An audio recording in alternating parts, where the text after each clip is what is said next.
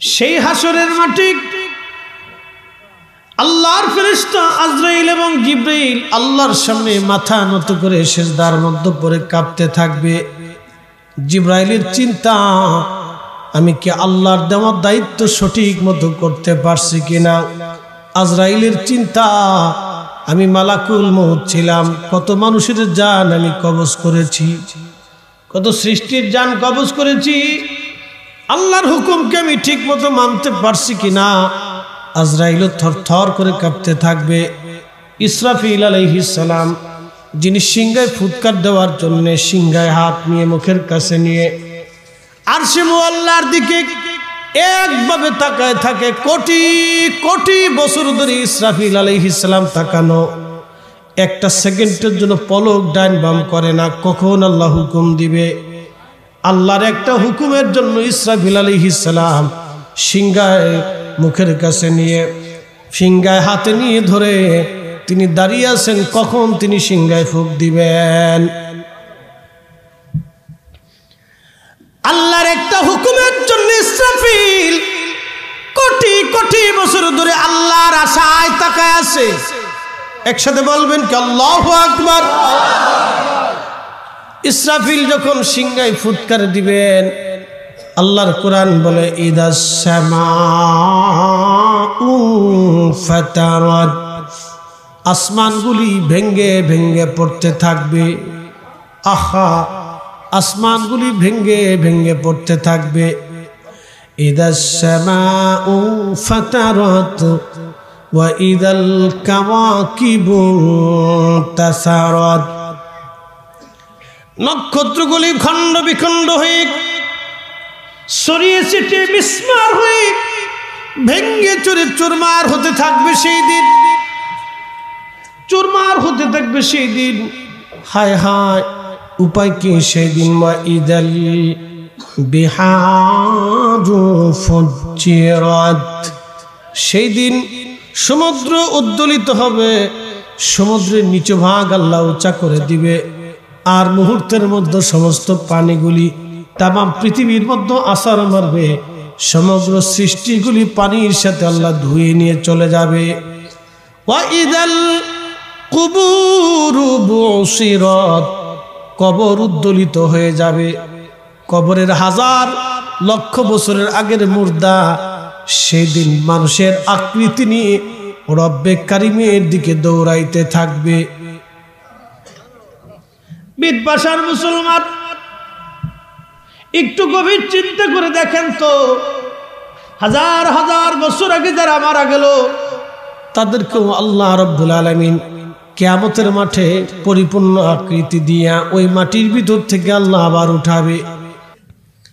বীরপাশার মুসলমান, কোরআন বলতেছে কত চমৎকার, ওয়া ইদাল কুবুরু বুসিরাত, আল্লাহ পাক বলেন কবর থেকে তোমাদেরকে উঠাবো, কবর থেকে উদ্দোলিত হবা তোমরা। কবর থেকে উদ্দোলিত হইয়া সব আল্লাহর দিকে বান্দারা দৌড়াইতে থাকবে। হাসরের মাঠ কায়েম হবে। মাঠটা কত বড় ভয়াবহ হবে সেই দিন। হযরতে ঈসা নবীর নাম শুনেছেন। ঈসা আলাইহিস সালামকে আল্লাহ কয়েকটা মুজেজা আল্লাহ দিয়েছিলেন। তার ভিতরে একটা মুজেজা, ঈসা আলাইহিস সালাম মরাকে জিন্দা করতে পারতেন আল্লাহর হুকুমে।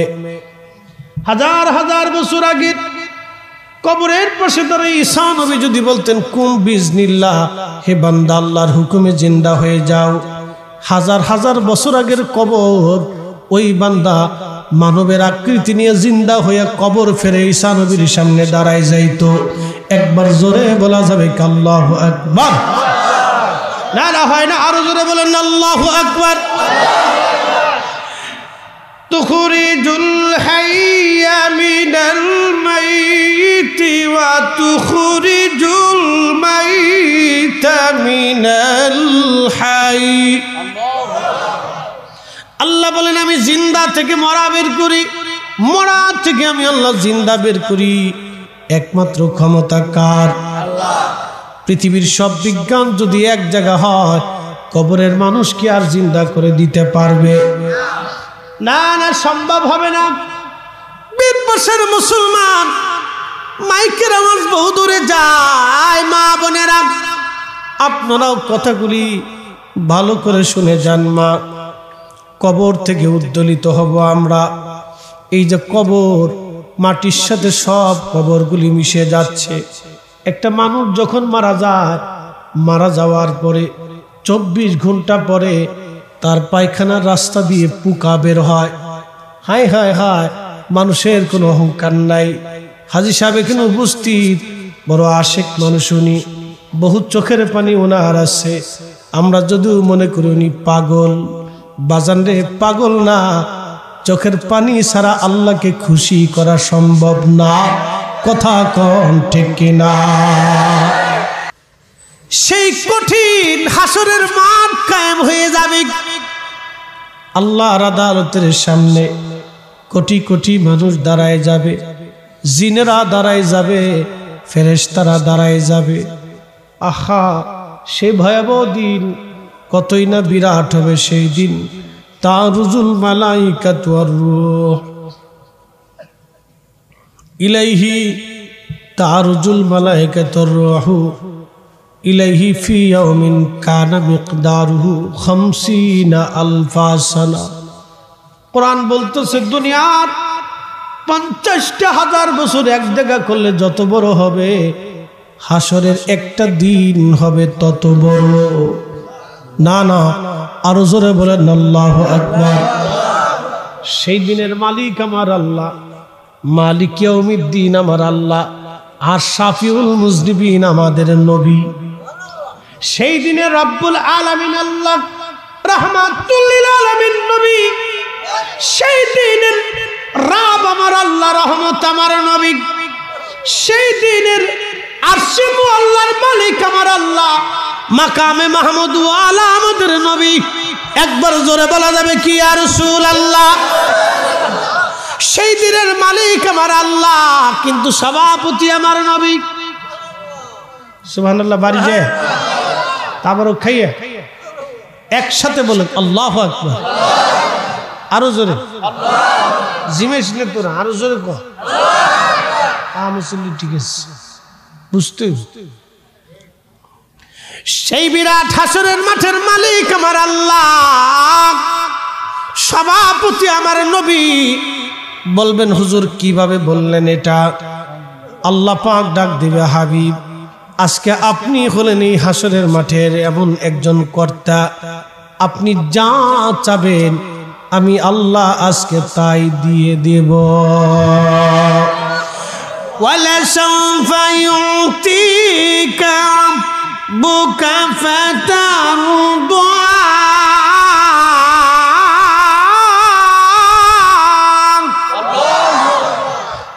কোরআন বলতেছে হাজী সাহেব, কোরআন আল্লাহ বলতেছেন হুজুর আমি আপনাকে অচিরেই খুশি করব, রাজি করব, আপনাকে সন্তুষ্ট করব আমি আল্লাহ।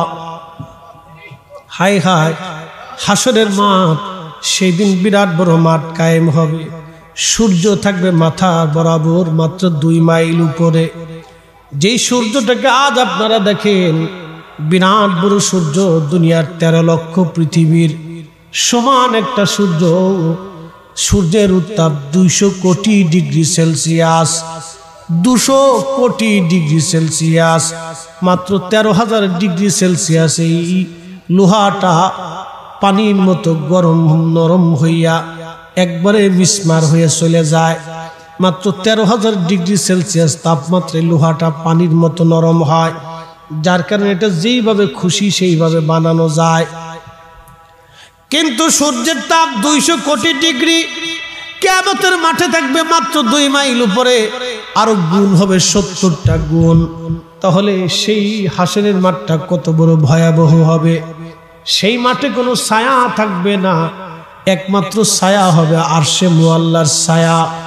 আরশে মুআল্লার ছায়া ছাড়া কোনো ছায়া থাকবে না। সেদিন পানি থাকবে না, হাউজে কাউসারের পানি ছাড়া আর কোনো পানি পাওয়া যাবে না। সেই কঠিন মাঠের হাউজে কাউসার ছাড়া আর কোনো পানি নাই। আল্লাহ বলেন ইন্না আতাইনাকাল কাউসার নবী গো আমি হাউজে কাউসার আপনাকে দিয়ে দিলাম। একবার জোরে বলা যাবে আল্লাহু আকবার। হাউজে কাউসার আল্লাহ তার নবীকে দিয়ে দিল। আসা আইয়াবআসাকা রাব্বুকা মাকামাম মাহমুদা।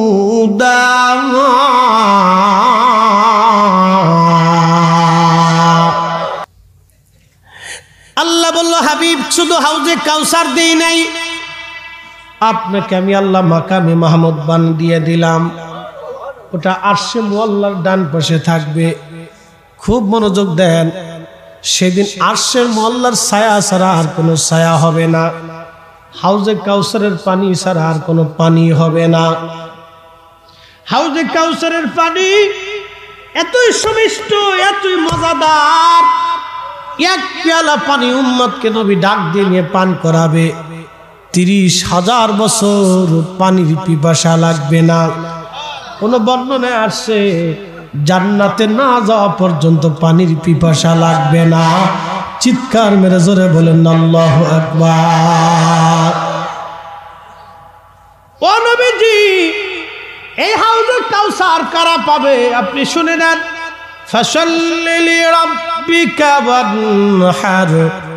এই হাউজে কাউসার যারা পাবে, বলেন আপনার উম্মতকে নামাজ পড়ার জন্য এবং কুরবানি করার জন্য, যারা লিল্লাহে রাহে লিল্লাহ আল্লাহর জন্য কুরবানি করবে, আল্লাহর জন্য ত্যাগ স্বীকার করবে, আল্লাহর প্রতি অত্যধিক পরিমাণে সম্পদ ব্যয় করবে এবং যারা নিয়মিত সালাত আদায় করবে, তাদেরকে আমার আল্লাহ এই হাউজে কাউসারের পানি পান করাবে। জোরে বলা যাবে কি মারহাবা।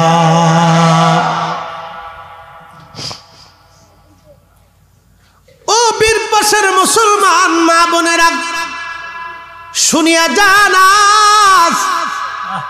আল্লাহর আরশে মুআল্লার ছায়া ছাড়া আর কোনো ছায়া নাই। সেই দিন আল্লাহ 6 শ্রেণীর বান্দাকে আরশে মুআল্লার ছায়ায় জায়গা দিবে। না না, আসতে হলো না, জোরে বলেন। কয় শ্রেণী? 6 শ্রেণীর বান্দাকে আল্লাহ আরশে মুআল্লার নিচে জায়গা করে দিবে। তার ভিতরে 1 শ্রেণীর বান্দা দুনিয়ার ভিতরে যারা মসজিদ থেকে বের হইয়া নামাজ পড়ে যাওয়ার পরে জোহরের নামাজ পড়ছিল, আসরের নামাজের জন্য প্রস্তুতি নেয়, আবার মনটা মসজিদের মধ্যে পড়ে থাকে কখন নামাজে আসবে, আবার কখন আজান দিবে আবার আসবে। কিছু মুসল্লি দেখবেন মসজিদে আসার জন্য ব্যাকুল হয়ে যায়, কখন নামাজে দাঁড়াবো, কখন নামাজ পড়ব। আল্লাহর নবী বললেন মসজিদ থেকে বের হয়ে চলে যাইয়া অন্তরটা মসজিদের সাথে যারা ঝোলায় রাখে, অর্থাৎ তার অন্তরটা মসজিদের মধ্যে যার পড়ে থাকে, এই লোকটা কিয়ামতের ময়দানে আরশে মুআল্লার নিচে তার জায়গা হয়ে যাবে। জোরে বলা যাবে সুবহানাল্লাহ। কয় শ্রেণী? জোরে বলেন কয় শ্রেণী? 6 শ্রেণীর বান্দার আরশে মুআল্লার নিচে জায়গা হবে। সেই দিন সূর্য থাকবে মাত্র 2 মাইল উপরে, প্রচন্ড গরমে। সেই দিন ঘাম বের হয়ে হয়ে পুরা হাসরের মাঠ কারো থুতনি পর্যন্ত ডুবে যাবে, কারো বুক পর্যন্ত ডুবে যাবে। সেই দিন কি উপায় হবে? সেই দিন কত ভয়াবহ হবে সেই দিন। আল্লাহ নবী বলতেছেন 2 নম্বর ওই ব্যক্তি আরশে মুআল্লার নিচে তার জায়গা হয়ে যাবে। দুনিয়ার মধ্যে যারা ন্যায় বিচার করে, ন্যায় বিচার, আমার দেশে অনেকে বিচার সালিশ করে মুইতেই পানি নেয় না। আসতে বলেন, জোরে বলেন। পেশাব করে পানি নেয় না, কিন্তু বিচার সালিশ করে। যারা মুইতে পানি নেয় না, পেশাব করে পানি নেয় না, এবারটার অন্তরে আল্লাহর কোনো ভয় থাকার কথা না। যে পেশাব করে পানি নেই, ডেলাগুলো ব্যবহার করে, তার অন্তরে বিন্দু মাত্র হলো আল্লাহর ভয় আছে। কথা কোন ঠিক কিনা? সে চিন্তা করে কখন মারা যাব আমি, ওই নাপাক অবস্থায় যদি মরিয়া যায় তাহলে আল্লাহর কাছে কি জবাব দিব? যে বেটা পেশাব করে পানি নেয় না, এই বেটা যদি বিচার সালিশ করে, তার মানে বোঝা গেল এই বিচারের ভিতরে ঘাপলা আছে।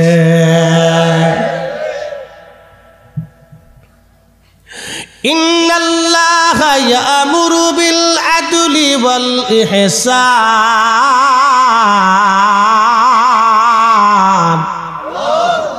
আল্লাহ বলেন আমি নির্দেশ দিলাম, হুকুম প্রদান করলাম, দুনিয়ার মধ্যে তোমরা ন্যায় বিচার করবা, অন্যায় করবা না। আরশে মুআল্লার নিচে ওই বিচারকের জায়গা হবে। দুনিয়ার মধ্যে যারা ন্যায় বিচার করে আরশে মুআল্লার নিচে তাদের জায়গা হয়ে যাবে।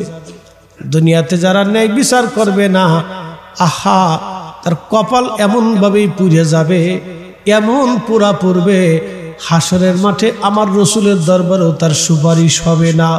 কারণ সে মানুষের হক নষ্ট করে গেছে, মানুষের সাথে জুলুম করে গেছে, মানুষের সাথে অন্যায় করে গেছে। কথা বলেন ঠিক কিনা? এমন ভাবে ওর কপাল পুড়ে যাবে, এই নসিব আর কোনোদিন পরিবর্তন হবে না। ওই ব্যক্তি আরশে মুআল্লার নিচে জায়গা হয়ে যাবে। যে ব্যক্তি ডান হাত দিয়ে দান করে কিন্তু বাম হাতে জানে না, জোরে বলেন না মারহাবা।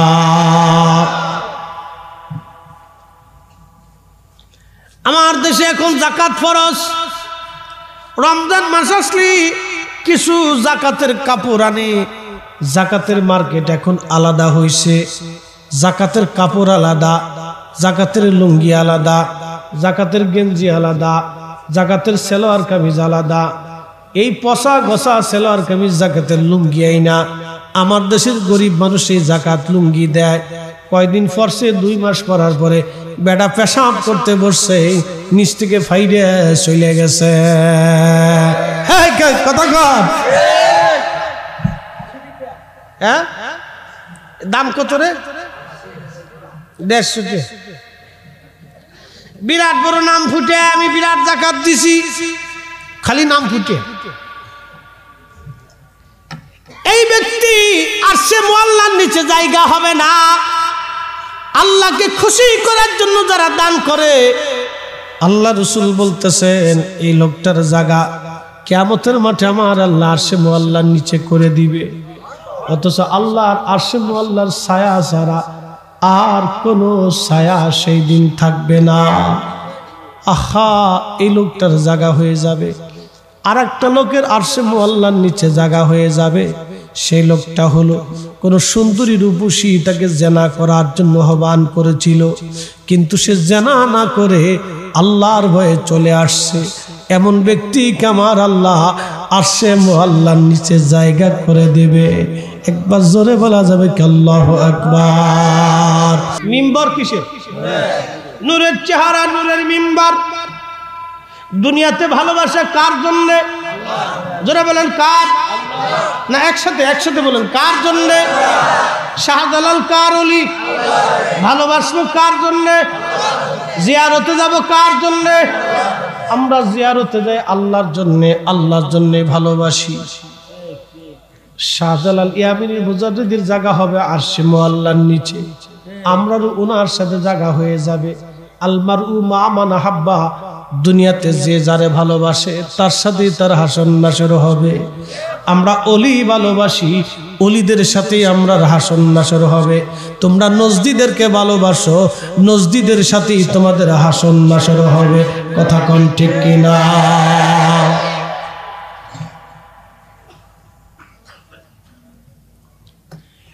এরপরে নবীজি বলতেছেন সুম্মা তালা, নবীজি তেলাওয়াত করতেছেন আলা ইন্না আউলিয়া আল্লাহি লা খাউফুন আলাইহিম ওয়ালা হুম ইয়াহজানুন।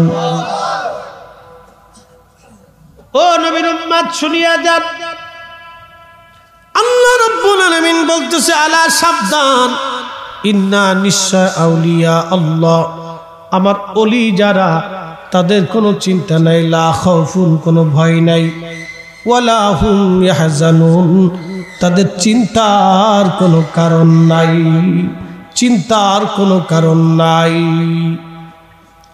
বীর পাশার মুসলমান, লম্বা কথা বাড়াবো না, সেই কঠিন হাসরের ময়দানে এই শ্রেণীর বান্দাগুলির জায়গা হয়ে যাবে। আহা, আরশে মুআল্লার ছায়া ছাড়া সেই দিন কোনো ছায়া থাকবে না। সেই কঠিন হাসরের মাঠ কায়েম হয়ে গেল, বিরাট বড় মাঠ। আহা, আল্লাহর নবী রাহমাতুল লিল আলামিন হাজার হাজার বছর পার হয়ে গেল, কিন্তু আল্লাহ যে কাহার, আল্লাহ শক্ত হয়ে গেলেন, খুব রাগান্বিত আল্লাহ। আল্লাহ এত রাগ, সমস্ত নবীরা আল্লাহ রাগ দেখে ভয় পেয়ে গেছে, খুব হিমশিম তারা খাবে। গুনার কারণে চিন্তিত হবে না, নবীরা হিমশিম খেয়ে গেল, চিন্তায় কপালে ভাঁজ পড়ে গেল। আল্লাহর এই কাহারিয়াত কেমনে দূর করা যায়? ১.৫ লক্ষ নবী, ১,২৪,০০০ নবী আল্লাহর দরবারে যাইতে সাহস করবে না। সমগ্র মানব জাতি দৌড়াইয়া আদম শফিউল্লাহর কাছে যাবে, বলো আবুল বাশার আদম, আল্লাহ আপনাকে আদর করে নিজ হাতে বানাইছে, শুধু বানান নাই, জান্নাতের মধ্যে রাখছে, আপনার বিবিরে বাম পাজরের বাঁকা হাত দিয়ে বানাইয়া একসাথে রাখছে। আল্লাহ আপনাকে খুব বড় আদর করতেন, বড় যত্ন করে বানাইছে। আজকে আল্লাহ কাহার, হাসরের মাঠ কায়েম হয়ে গেল, আল্লাহর আরশ ছাড়া কোনো ছায়া নাই, প্রচন্ড গরমে এতই কষ্ট, জিব্বাগুলি বের হইয়া কুকুরের জিব্বার মতো মানুষের জিব্বা ঝুলতে থাকবে। পানির এতই তৃষ্ণা, কলিজা ফাটবে না কিন্তু সহ্যও হবে না, মানুষ মরেও যাবে না কিন্তু মানুষ বেঁচেও থাকবে না, এরকম অবস্থা। পাগল পারা হয়ে যাবে, পাগলের মতো মানুষ হয়ে যাবে। আল্লাহর নবী বলেন, উম্মত রে, কেউ কারো দিকে তাকানোর মতো সময় হবে না, কোনো পুরুষ নারীর দিকে তাকানোর সময় নাই, কোনো নারী পুরুষের দিকে তাকানোর সময় হবে না। ওই সিচুয়েশনে সন্তান বাবা দেখলে পালিয়ে যাবে, বাবা সন্তান দেখলে পালাবে, স্বামী স্ত্রী দেখলে পালাবে, স্ত্রী স্বামী দেখলে পালায়ে যাবে। ওই সিচুয়েশনে, ওই অবস্থা যখন দাঁড়াবে, সব যার যার মতো নফসি নফসি করে পাগল পারা হয়ে যাবে। সব মানুষ দৌড়ে আদম শফিউল্লাহর কাছে যাবে, বাবা আপনি আল্লাহর দরবারে যান, আমাদের জন্য সুপারিশ করেন। আল্লাহ কাহার বিচার শুরু করে নাই, আমরা আর সহ্য হচ্ছে না। আদম ডাক দিবে, ও আমার আদম সন্তানরা, তোমরা আজ আমার কাছে আসছো, তোমরা শোনো, আমি আদম নিজেই একটা বিষয়ে চিন্তিত হয়ে আছি, আমি পেরেশানির মধ্যে আছি। আদমের গুনার জন্য পেরেশানি হবে না। আহলে সুন্নাত ওয়াল জামাতের চূড়ান্ত ফয়সালা হলো, সব নবীরা মাসুম, বেগুনাহ, নবীদের জীবনে কোনো গুনাহ নাই। আদম বলবে, যাও, আমার দ্বারা সম্ভব হবে না। সব মানুষ চলে যাবে হযরত নূহ নবীর কাছে। ও শরীয়তের বাবা নূহ, আল্লাহ আপনাকে মহাপ্লাবন থেকে বাঁচাইছিল, আল্লাহ আপনাকে খুব আদর করতেন, দোয়া করলেই কবুল হতো। নূহ নবী গো, আজকে আপনারা একটা ব্যবস্থা করেন। নূহ নবী বলবে, যাও, আমি চিন্তায় আছি, আমার দ্বারা সম্ভব হবে না। সব মানুষ দৌড়াইয়া আল্লাহর খলিল ইব্রাহিম আলাইহিস সালামের কাছে আসবে। ওগো আল্লাহর খলিল, আল্লাহ আপনাকে বন্ধু বানাইছিল, খলিল বানাইছিল, আল্লাহর খলিল গো, আপনি একটু যান, আল্লাহকে নরম করেন। আল্লাহর খলিল বলবেন, না, আমার পক্ষে সম্ভব হবে না, অন্য কোন নবীর কাছে যাও। সবাই দৌড়াইয়া মুসা কালিমুল্লাহ দাউদের কাছে আসবে।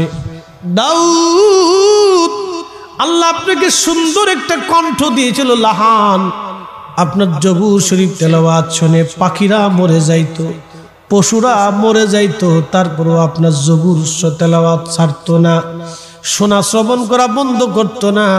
আল্লাহ আপনাদের খুব আদর করত। দাউদ গো, আল্লাহর দরবারে যান, আমাদের জন্য সুপারিশ করেন।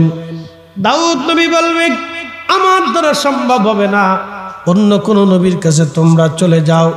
সবাই মুসা নবীর কাছে দৌড়ে আসবে। মুসা নবী গো, আল্লাহ আপনার সঙ্গে কালাম করেছিল তুর পাহাড়ে, নাম হয়েছে কালিমুল্লাহ, আজকেও আপনি আল্লাহর সাথে কালাম করেন আরশে মুআল্লাতে। মুসা নবী বলবে, দুনিয়াতে আল্লাহ তুর পাহাড়ে আমার সঙ্গে কথা বলেছে, যাও, হাসরের ময়দানে আমি আজকে কথা বলতে পারবো না, আমি খুব পেরেশানির মধ্যে আছি। হযরতে বান্দাগুলি সবাই দৌড়ে ঈসা রুহুল্লাহর কাছে আসবে। হযরত ঈসার কাছে সে হলো রুহুল্লাহ। আল্লাহ বাবা সারা সরাসরি আপনাকে রুহু দিয়ে বানাইছে। আপনি পবিত্র মায়ের সন্তান, পবিত্র। আল্লাহ নিজে আপনাকে পবিত্র বলে ঘোষণা দিয়েছে। ঈসা হাসরবাসী পেরেশানির মধ্যে আজ আছি, আপনি তাড়াতাড়ি যান আল্লাহর দরবারে, আপনি ফয়সালা করেন, আপনি আমাদের কথা বলেন। ঈসা নবী ডাক দিয়ে বলবে, হাসরবাসী রে, হাসরবাসী আজকে কারো কোথায় কাজ হবে না, কারো কাছে গেলেও কাজ হবে না। হাসরবাসী একটা দরওয়াজা ছাড়া, একজন ছাড়া আল্লাহকে আজকে কেউ নরম করতে পারবে না। তোমরা যদি আজকে বাঁচতে চাও, নাজাত যদি পেতে চাও, আখিরি নবী, রহমতের নবী হাবিবুল্লাহ আমি ঈসা যেই নবীর উম্মত ছিলাম, তোমরা সেই নবীর কাছে চলে যাও। হে না জোরে বলেন আল্লাহু আকবার। সব হাসরবাসী আমার দিকে তাকান, সব হাসরবাসী সেই দিন আল্লাহর নবীর সামনে দাঁড়ায় দাঁড়ায় কাঁদতে থাকবে, ইয়া রাসূলুল্লাহ আমরার বড় কষ্ট গো নবীজি, আর সহ্য হয় না। উম্মতের চোখের পানি দেখে দেখে রহমতের নবীজির আর সহ্য হবে না। উম্মতের দাঁড়াও, আমি আল্লাহর দরবারে যাইতেছি। নবীজি দৌড়ায় চলে যাবে, আর সে মুআল্লার নিচে যাইয়া কুদরতি কদমের সামনে সিজদায় পড়ে যাবে। সিজদায় পড়ে পড়ে নবীজি ডাক দিবে, ইয়া রব হাবলি উম্মতি,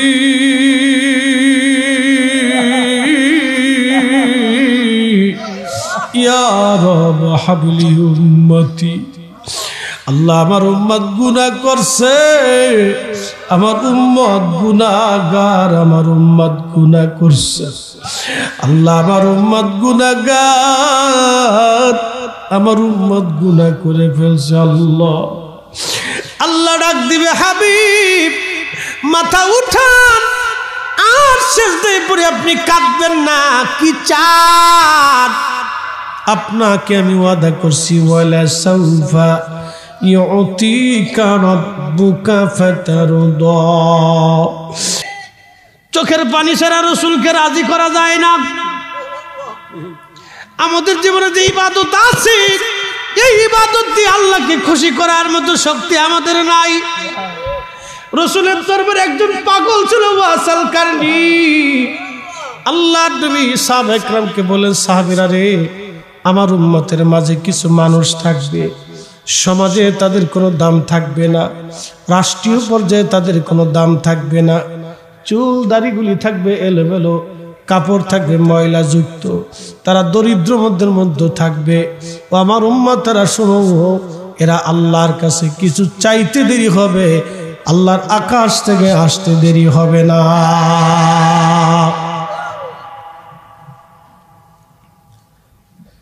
সাহাবীরা বললেন, ইয়া রাসূলুল্লাহ আমরা সাহাবীদের মধ্যে কি এরকম কোন ব্যক্তি আছে আমাদের জমানায়? নবী বললেন, হ্যাঁ আমাদের জমানায় একজন আছে, তিনি ইয়ামান দেশের কোন অঞ্চলে তার বাড়ি, তার নাম হবে ওয়াইস আল কারনি। চিৎকার মেরে বলেন না ইয়া রাসূলুল্লাহ। কি বুঝলেন আপনারা? নবী মদিনায় ওয়াইস আল কারনি ইয়ামানে, মদিনার নবী আশিকে রাসূলের খবর বলে দেয়, আমার একটা আশিক অন্যজন চলে আসে। তার মানে বোঝা গেল সৃষ্টির মধ্যে এমন আশিক নাই রে যে আশিকের খবর রাসূলের দরবারে না আসে।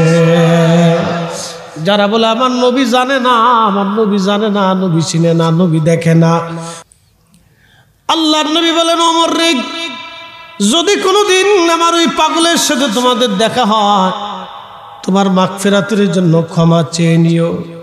আমার ওয়াইসাল কারনি দোয়া করতে দেরি হবে, আমার মালিক আমার মাওলা দোয়া কবুল করতে দেরি করবে না।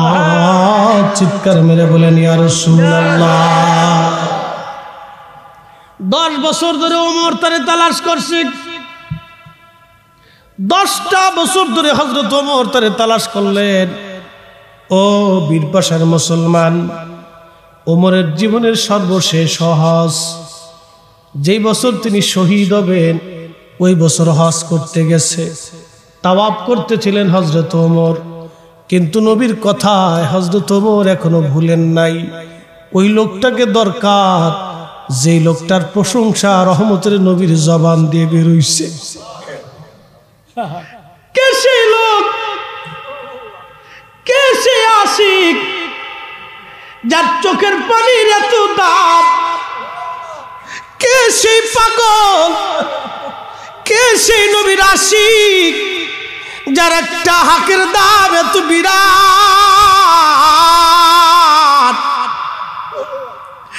কে সেই পাগল রবের দরবারে হাত বাড়াইলে হাতগুলি ফিরে আসে না? হযরত ওমর পাগল পাড়া, খুঁজতেই হবে তাকে, পাগলটাকে। হযরত ওমর রাদিয়াল্লাহু তাআলা আনহু তাওয়াফ করতেছিল হাজিরা, লক্ষ হাজিরা তাওয়াফ করে। হযরত ওমর তাওয়াফকারীদেরকে বললেন, আমি খলিফাতুল মুসলিমিন ওমর আপনাদেরকে বলতেছি, আপনারা তাওয়াফ বন্ধ করে একটু দাঁড়ান। সবাই দাঁড়ায় গেল। কাবা ঘর তাওয়াফ চলতেছে। তাওয়াফকালীন ওমর বললেন, আপনারা দাঁড়ান।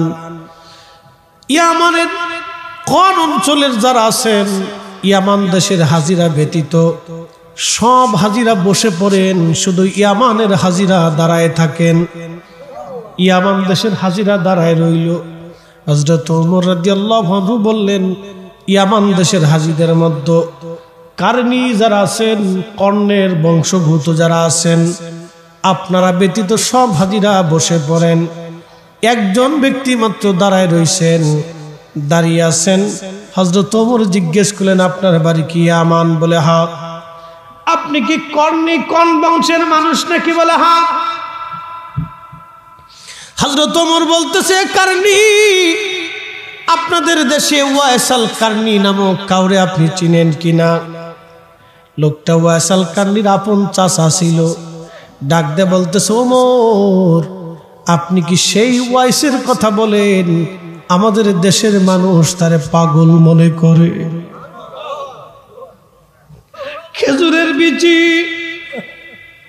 খেজুরের বিচি গুলি টুকাইয়া টুকাইয়া এই পাগল বাজারে নিয়ে বিক্রি করে। আর তুই একটা খেজুর পাইলে খা, না পাইলে এই পাগল না খেয়ে থাকে। আমরা তার একটা কুঠি বানাই দিছি, খড়কুটা দিয়ে একটা ঘর তারে বানাই দিছি। ঘরের মধ্যে সারা রাত্র নামাজ পড়ে, সারাদিন নামাজ পড়ে আর কান্দে। আমরা আমাদের মানুষ তার পাগল মনে করি। সমাজে তার কোনো মূল্য নাই। চোখে সব সময় কোনায় কোনায় পানি জমে থাকে। সব সময় সে আল্লাহর ভয়ে কাঁদতে থাকে। চিৎকার মেরে জোরে বলেন আল্লাহু আকবার। ইন্না আকরামাকুম ইনদাল্লাহি আতকাকুম। আল্লাহ বলেন, ধনী ব্যক্তি আমি আল্লাহর কাছে 4 পয়সাও দাম নাই। বিরাট বড় রাজা আমি আল্লাহর কাছে দাম নাই। কারণ আমি যাকে খুশি তাকে রাজত্ব দেই, যার কাছ থেকে খুশি আমি আল্লাহ রাজত্ব ছিনাই। কুলিল্লাহুম্মা মালিকাল মুলকি তুতিল মুলকা মান তাশাউ ওয়া তানজিউল মুলকা মিম্মান তাশাউ ওয়া তুইজ্জু মান তাশাউ ওয়া তুযিল্লু মান তাশাউ।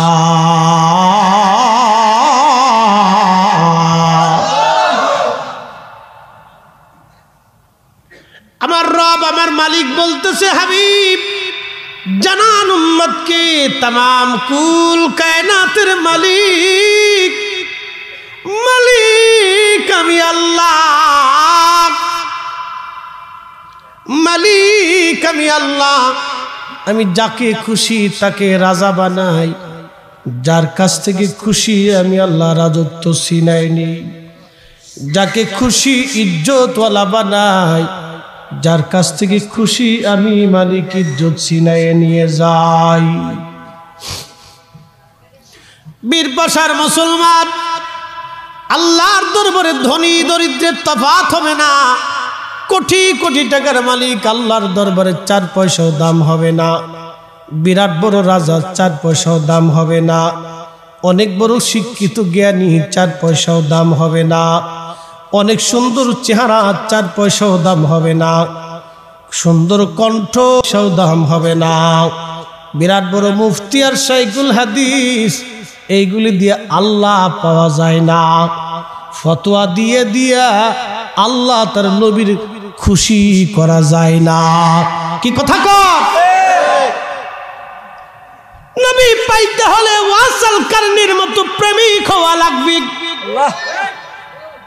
আল্লাহ খুশি করার জন্য ওয়াসাল কারনির মতো পাগল হতে হবে। কি কথা বলেন, ঠিক না বেঠে? বীরপাশার মুসলমান, ওরা কারা আজকে ফতোয়া দিয়ে দিয়ে নবীর প্রেম থেকে যারা উম্মতকে জুদা করতে চায়, বাজানো ওরাই হলো বর্তমান জমানার দাজ্জাল ও কাজ্জাব। কথা কর। বীরপাশাবাসী খুব মনোযোগ। হযরত ওয়াসাল কারনির চোখের কোনায় পানি। চাচা ওয়াসাল কারনির চাচা বলতেছে, ওমর রে, সে অত্যন্ত দরিদ্র।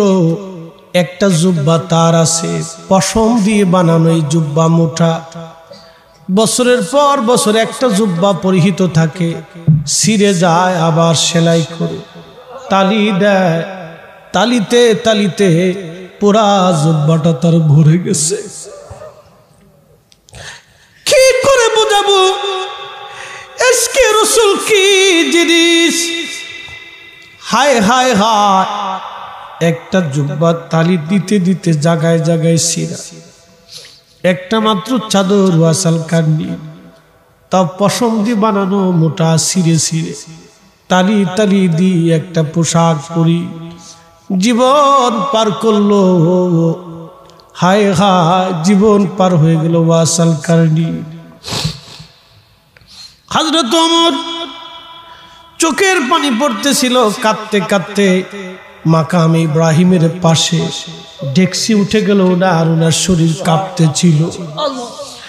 ডাক দিয়ে বলতেছে, কারনি, ওই লোকটাকে খুঁজতে খুঁজতে আমি ওমর 10টা বছর পার করে ফেলছি।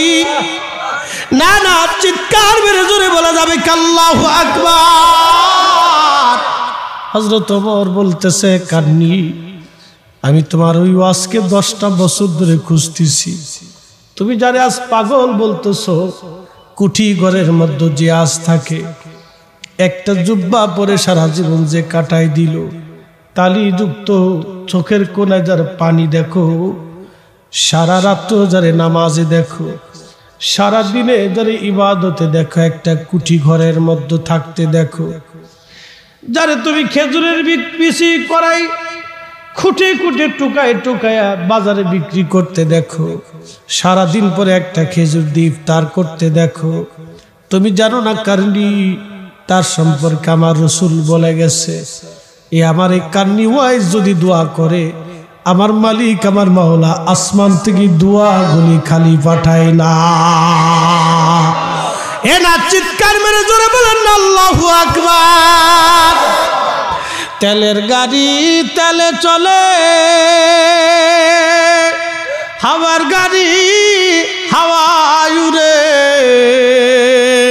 বিনা তেলে চালাই গাড়ি নবী সুলাইমান। আমরা সেই মুসলমান, আমরা সেই মুসলমান। কথা বলেন ঠিক না বেঠে?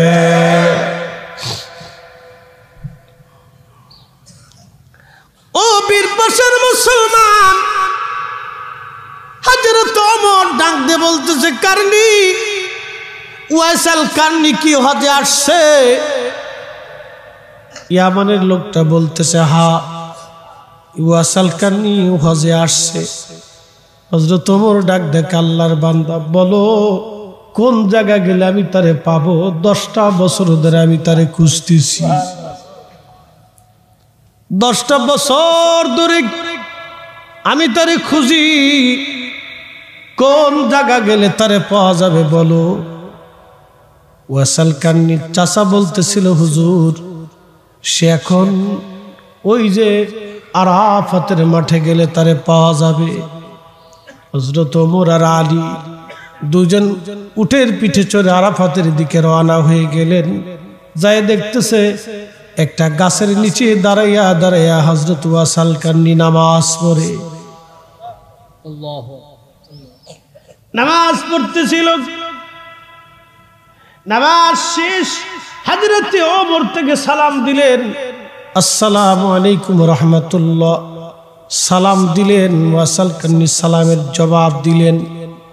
আহা, হযরত ওমর চেহারার দিকে তাকে চিনতে পারছে, এই তো সেই লোক 10টা বছর ধরে যারে তালাশ করতেছি, আজকে তারে পাওয়া গেল গো, আজকে খুঁজে পাইছি তারে। হযরত ওমর সালাম দিয়ে বলল, আল্লাহর বান্দা আপনার নাম কি? ওয়াইসাল কারনি। হযরত ওয়াইসাল কারনি বললেন, হ্যাঁ আমার পরিচয় কে আপনাকে দিল বলেন তো? বলতেছে, আপনার পরিচয় আমাকে যিনি দিয়েছেন তিনি রাহমাতুল লিল আলামিন। চিৎকার মেরে জোরে বলেন না ইয়া রাসূলুল্লাহ। বীর পাশার মুসলমান হযরত ওমর ডাকতে বলতেছে, রাসূল আমার পরিচয় দিয়েছে আপনার। হযরত ওয়াসাল কারনি তিনি শরম পেয়ে বলতেছিলেন, আপনারা কারা? হযরত আলী বললেন, ওয়াইসাল কারনি তুমি তাকে চিনো নাই, ইনি আমিরুল মুমিনিন হযরত ওমর ইবনুল খাত্তাব, রাসূলের সাহাবী হযরত ওমর। হযরত ওমর বলতেছে, ওয়াইস তোমাকে আমার পরিচয় যিনি দিয়ে দিচ্ছেন তুমি তাকে চিনো নাই, তিনি নবীর জামাতা হযরত আলী কাররামাল্লাহু ওয়াজ, হযরত আলী রাদিয়াল্লাহু আনহু। জোরে বলেন মারহাবা। হযরত ওয়াইসাল কারনি গায়ের চাদর বিছাই দিলেন, পাগল পড়া, হাই হাই নবীর সাহাবী আমার সামনে, আমার কত বড় ভাগ্য। গায়ের চাদর সারাসারি তাড়াতাড়ি বিছাই দিয়ে বলতেছে, ওমর রে, খলিফাতুল মুসলিমিন আপনি নবীর সাহাবী, আলী গো আপনি রাসূলের সাহাবী, সেই আলী, আলী কাররামাল্লাহু ওয়াজ। আমি কি দিব? আমি তো গরিব, আমি অভাবী, আমার কিছুই নাই। আমি চাদরখানা দিলাম, একটু দয়া করে চাদরের উপরে আপনারা বসে, আপনারা নবীর সাহাবী, আপনাদেরকে সম্মান করার মতো আমার কিছুই নাই। আমি যে আপনাদেরকে মেহমানদারি করব, কিছু খাওয়াবো, এমন কোনো খাবারও আমার কাছে আজকে জমা নাই। হযরত ওমর কেঁদে ফেললেন, ওয়াইস রে, নবী তোমার পরিচয় আমাদের কাছে দিয়েছে, ওয়াইস খাবার জন্য আসি নাই, দোয়ার জন্য আসছি। ওয়াইসাল কারনি আপনি দোয়া করেন আমি ওমরকে যেন আল্লাহ মাফ করে দেয়। চিন্তা করেন তো, আল্লাহর নবীর একটা কথাকে তারা কিভাবে গুরুত্ব দিছে। হায় হায়, কি প্রেমের জমানা ছিল সেই দিন, কি ভালোবাসা ছিল সেই দিন, কি তাজিম আর তাকরিম, কি মুসলমান ছিল সেই দিন। ওরে হযরত ওমর বলতেছে, ওয়াইসাল কারনি আপনি আমার ক্ষমার জন্য দোয়া করে দেন। হযরত ওয়াইসাল কারনি বলেন, ওমর গো, আমি নবীর উম্মতের গুনাহগারদের জন্য সব সময় দোয়া করি, ওই দোয়ার মধ্যে আপনাকেও শামিল করে নিব। হযরত ওমর বলতেছে, ওয়াইস একটু মেহেরবানি করে আপনি অপেক্ষা করেন, আমি মক্কায় যাব, কিছু খেজুর আর খাবার আর কিছু পোশাক আপনার জন্য আমি উপহার পাঠাবো, কিছু হাদিয়া আপনাকে দিব। ওয়াইসাল কারনি ডাক দিয়ে বলেন, খলিফা ক্ষমা করে দিবেন, আপনার কোনো কিছু হাদিয়া আমার প্রয়োজন নাই, কারণ আপনি আমাকে যে পোশাক দিতে চান, এই একটা জুব্বা দিয়ে আমি ওয়াইস আমার জীবনের বহু বছর পার করে দিয়েছি। বাকি এই সিরা জুব্বাটা দিয়ে আমি কবর দেশে চলে যেতে চাই। আল্লাহু আকবার!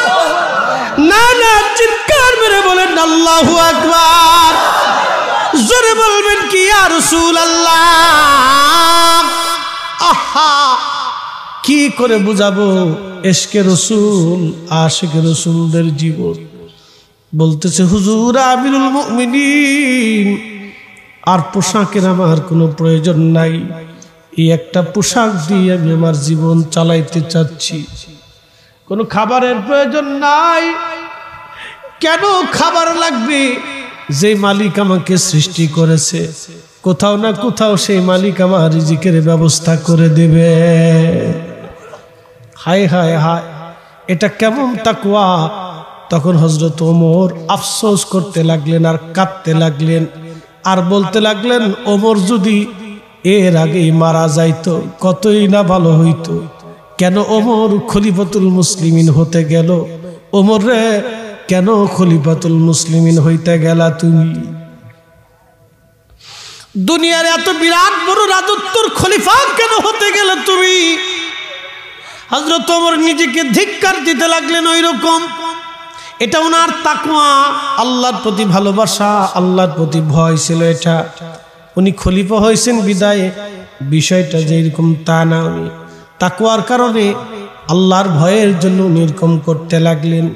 হযরত আসাল কান্নি বলেন, ওমর, আলী, আমাকে বিদায় দেন, আপনাদের সাথে আমি আর সময় দিতে পারবো না। হুজুর ক্ষমা করে দিবেন, আমি নির্জনতাকে পছন্দ করে থাকি। আমি দুনিয়া থেকে বিরাগী হয়েছি, একা একাই থাকতে চাই, আপনাদের সময় দেব না, আপনাদের কাছ থেকে আমি আর সময় নেব না। বিদায় নিলেন আসাল কান্নি, চলে গেলেন। হযরত ওমর পথের দিকে তাকায় রইলেন। আল্লাহর নবীর আশিকি পাগল চলে গেলেন। ইমাম জৌজি উয়ুনুল হিকায়াতের মধ্যে লেখেন, কিয়ামতের মাঠ কায়েম হয়ে যাবে। আল্লাহ পাক বলতেছেন, ওয়া ইদাল কুবুরু বুশিরাত, কবর থেকে উদ্দোলিত হয়ে মানুষগুলি দৌড়াইয়া দৌড়াইয়া আল্লাহর আদালতের সামনে দাঁড়াবে। কোটি কোটি মানুষ, কোনো পোশাক থাকবে না, সবাই উলঙ্গ সেই দিন। শুধুমাত্র আমার আপনার নবী রাহমাতুল লিল আলামিনকে জান্নাতের পোশাক পরাইয়া ৭০,০০০ ফেরেশতার বেষ্টন দিয়া মিছিল দেওয়াইয়া দিওয়াইয়া আল্লাহ আরশে মুআল্লার পাশে মাকামে মাহমুদ নিয়া আমার নবীকে আল্লাহ বসাইবে। চিৎকার মেরে জোরে বলেন না আল্লাহু আকবার। শ্রেষ্ঠ নবী দিলাম রিক তরিয়ে নিতে রোজ হাসরে। ঠিক কিনা? কষ্ট হচ্ছে? চলবে?